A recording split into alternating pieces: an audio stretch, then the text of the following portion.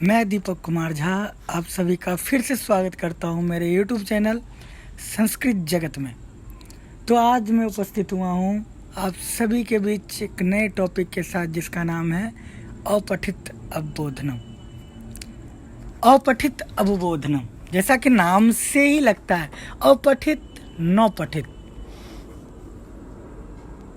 अपठित न पठित, जो पढ़ा नहीं गया ऐसा अवबोध, ऐसी समझ, नहीं पढ़े हुए चीज़ों की समझ अपठित अवबोधनम कहलाता है। मतलब ऐसी चीज़ें जो हमने पहले पढ़ी नहीं, अचानक से हमारे सामने उस विषय वस्तु को रख दिया गया और फिर उसको पढ़ के हमने उससे संबंधित जब प्रश्नों का जवाब दिया तो इस प्रक्रिया को हमने अपठित अवबोधनम का नाम दिया। क्योंकि जब ये हम कर रहे हैं उससे पहले हमने इस कहानी को नहीं पढ़ा, इसलिए ये अपठित कहलाता है। कुछ चीज़ें हैं जो हमें अपठित अवबोधन में ध्यान रखनी होती हैं, जिसमें सबसे पहले आता है कि अपठित अवबोधन करते वक्त सबसे पहला जो है वह है पाठ्य वस्तु को ध्यान से पढ़ें।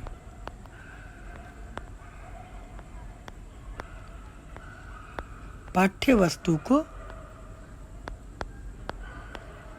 ध्यान से पढ़िए।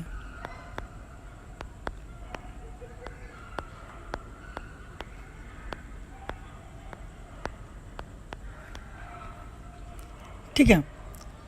दूसरा, पढ़ते वक्त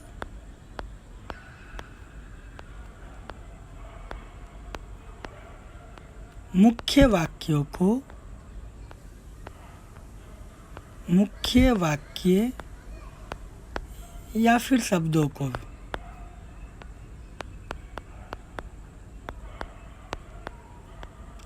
रेखांकित करें, यानी अंडरलाइन करें।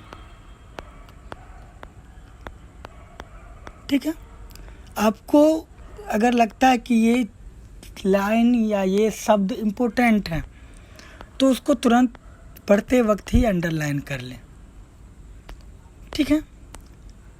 तीसरा जो है वो है कि एक एक शब्द के अर्थ को जानें।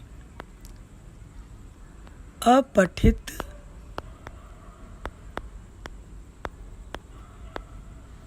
गद्य,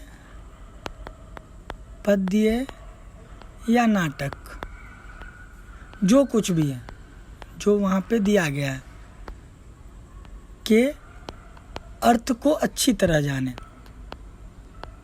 ये नहीं कि सिर्फ जैसे तैसे पढ़ लिए और फिर उसका उत्तर देने लगे या फिर बिना पढ़े ही प्रश्न से उत्तर खोजने लगे, ऐसा नहीं करना है। उसके अर्थ को समझना है। अब जब हम उसके अर्थों को समझ जाते हैं फिर उसके प्रश्नों का उत्तर लिखें। अब है कि प्रश्नों को उत्तर जब हम लिखते हैं तो उसमें क्या चीज़ें ध्यान देनी है कि पहले प्रश्न को समझिए। प्रश्न को समझिए।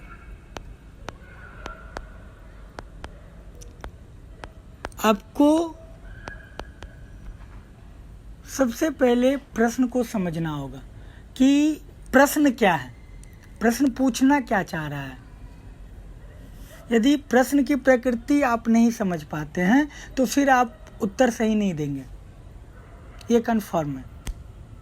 तो सबसे पहले आपको प्रश्न समझना होगा कि प्रश्न पूछा क्या जा रहा है और उसके अनुसार ही आप उत्तर को दीजिए। कई लोग क्या करते हैं कि शब्द देखते हैं, ये शब्द प्रश्न में है तो उसी शब्द को देखते हैं, क्या अपठित में ऐसा शब्द है, अगर है तो उस लाइन को लिख देते हैं। ऐसा नहीं करना। प्रश्नों की प्रकृति को समझना, प्रश्न पूछ क्या रहा है हमसे, फिर उसका उत्तर देना, ये ज़रूरी है। इसके बाद है कि उत्तर लिखते वक्त उत्तर जो है प्रश्न की प्रकृति के अनुसार हो। प्रश्न की प्रकृति के अनुसार उत्तर लिखें।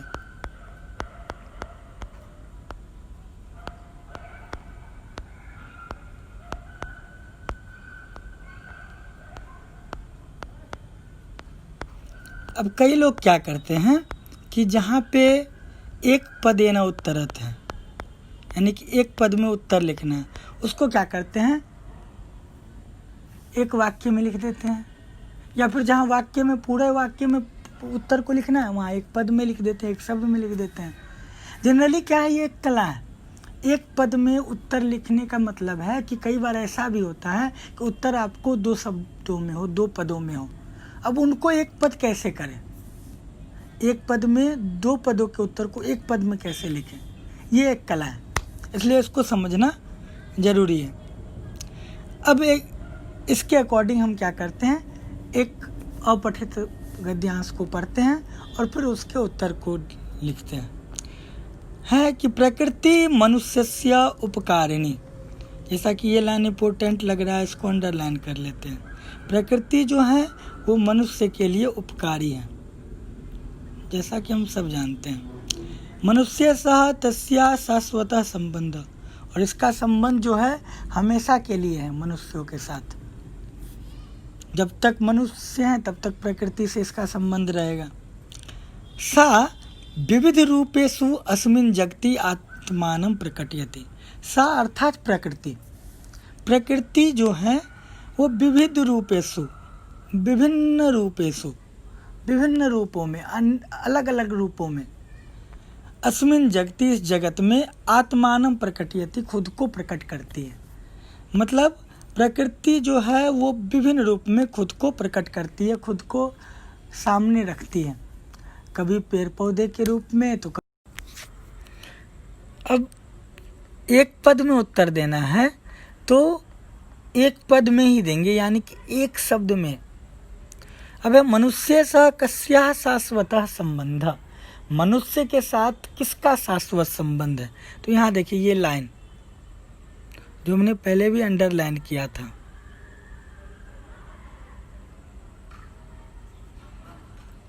आप देख सकते हैं, प्रकृति सह तस्या, तस्या अर्थात इससे पहले किसकी चर्चा हुई है, प्रकृति की, यानी कि प्रकृतियः, प्रकृति। तो यहाँ पे क्या करेंगे हम,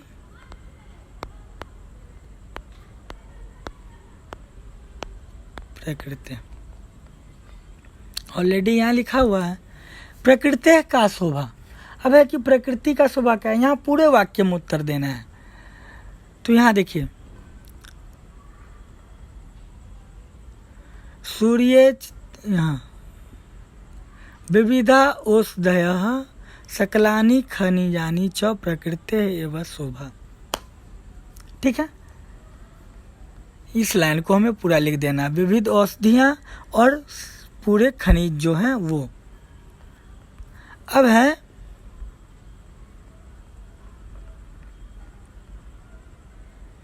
इसमें देखिए खाली स्थानों को भरना है। अब डैश अयम जना डैश विहाय असाधु सेवितम पथम गच्छति। अब इस लाइन को देखो, है ना, ये लाइन, परम अधन्य जनः कृतज्ञताम विहाय असाधु सेवितम पथम गच्छति विविधानि कष्टानि च अनुभवति। अब पहला क्या है, अयम, यहाँ देखिए अयम लिखा हुआ, अयम से पहले क्या है, परम अधन्य, तो यहाँ परम अधन्य हो गया। और फिर उसके बाद क्या है, जना के बाद कृतज्ञताम, तो यहाँ पे कृतज्ञताम लिख दिए। अब है सूर्य चंद्र च तस्याह नेत्रे, यहाँ पे तस्याह शब्द किसके लिए प्रयुक्त हुआ, तस्याह मतलब क्या, प्रकृति का, तो प्रकृति के लिए प्रयोग हुआ है ना, किसका नेत्र है, तो प्रकृति का नेत्र है। तो प्रकृति में यहाँ पे देखिए कसमय है, प्रश्न में चतुर्थी विभक्ति पूछी जा रही है, इसलिए इसका उत्तर हमेशा चतुर्थी विभक्ति में होगा। तो क्या होगा, प्रकृति।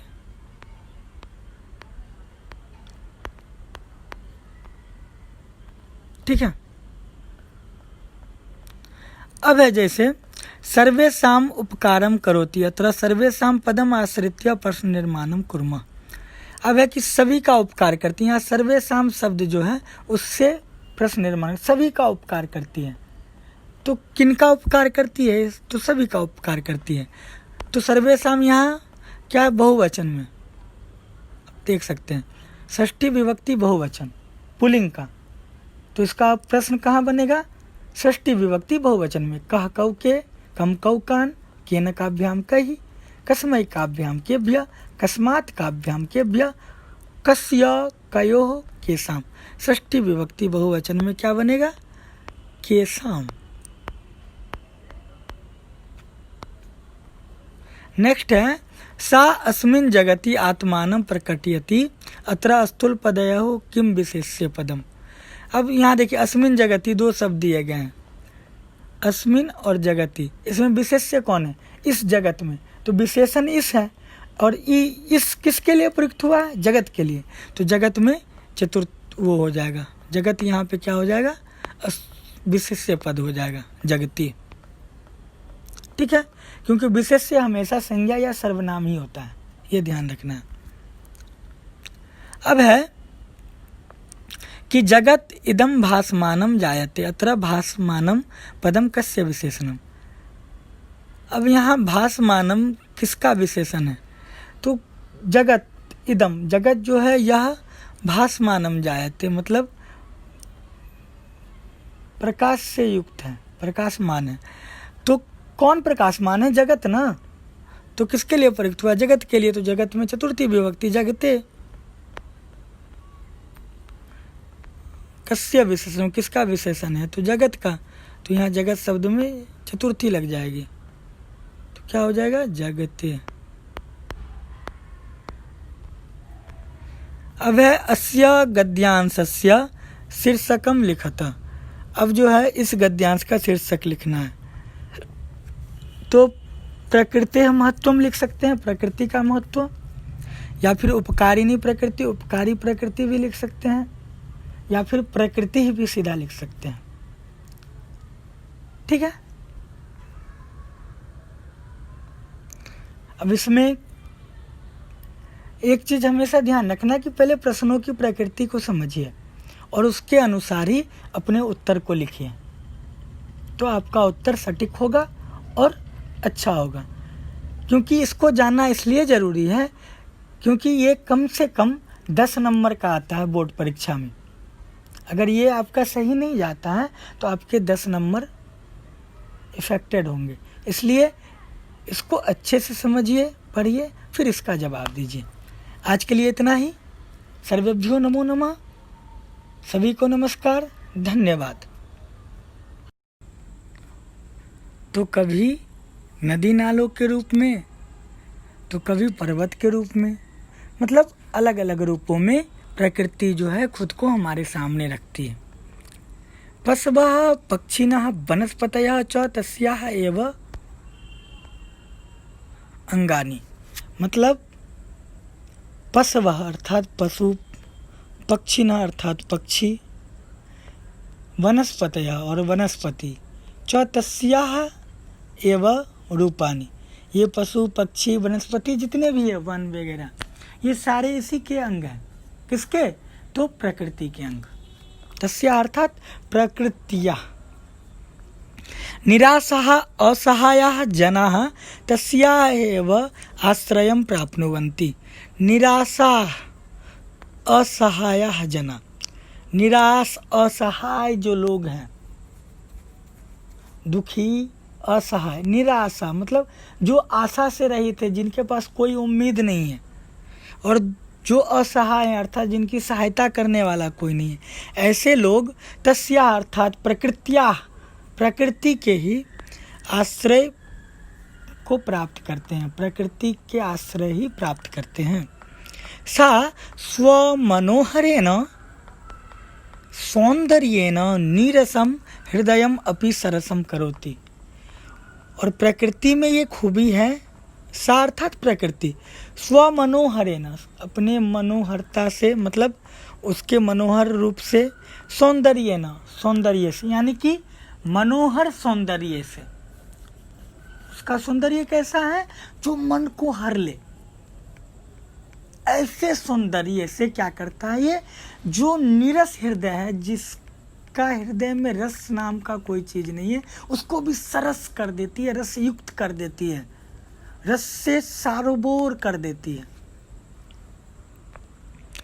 सूर्यः चंद्रः च तस्याः नेत्रे, ये सूरज और चांद इसके दो आंखें हैं, किसके? तो प्रकृति के।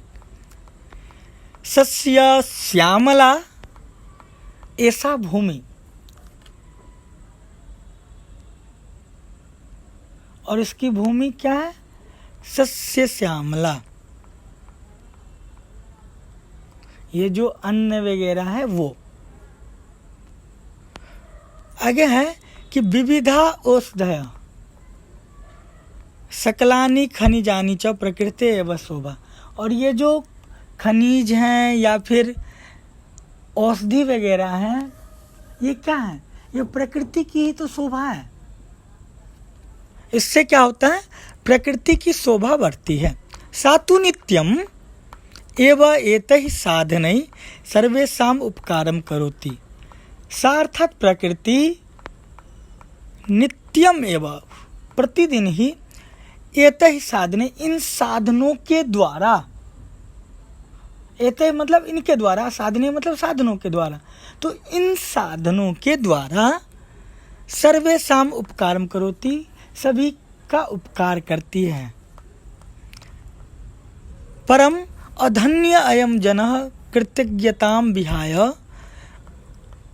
असाधु सेवितम पथम गच्छति। लेकिन लोग क्या करते हैं? तो इसके कृतज्ञता को भूल जाते हैं, मतलब इसके उपकारों को भूल कर क्या करते हैं? असाधु सेवितम पथम गच्छति, मतलब जो अकल्याणकारी पथ है, जिस रास्ते में कल्याण नहीं है, उस रास्ते पे चल पड़ते हैं। विविधानि कष्टानि च अनुभवति, इससे क्या होता है? अनेक कष्टों का अनुभव करते हैं, अनेक कष्टों को प्राप्त करते हैं। नरः शाश्वतम सुखम वांछति, आदमी जो वो हमेशा सुख चाहता है। चेत तरी प्रकृति प्रतिकूलम कदापि न आचरेत, यदि सुख चाहिए, यदि आपको खुश रहना है, तो जो प्रकृति है हमारी, उसके प्रतिकूल, उसके विपरीत कभी भी आचरण न करे, आचरण नहीं करना चाहिए। अब ये कहानी हुई। अब क्या है कि इससे संबंधित कुछ प्रश्न हैं जिनके उत्तर हम जानेंगे। जैसे है, मनुष्य ही सह कस्याः शाश्वतः संबंध, एक पद में इसका उत्तर देना है।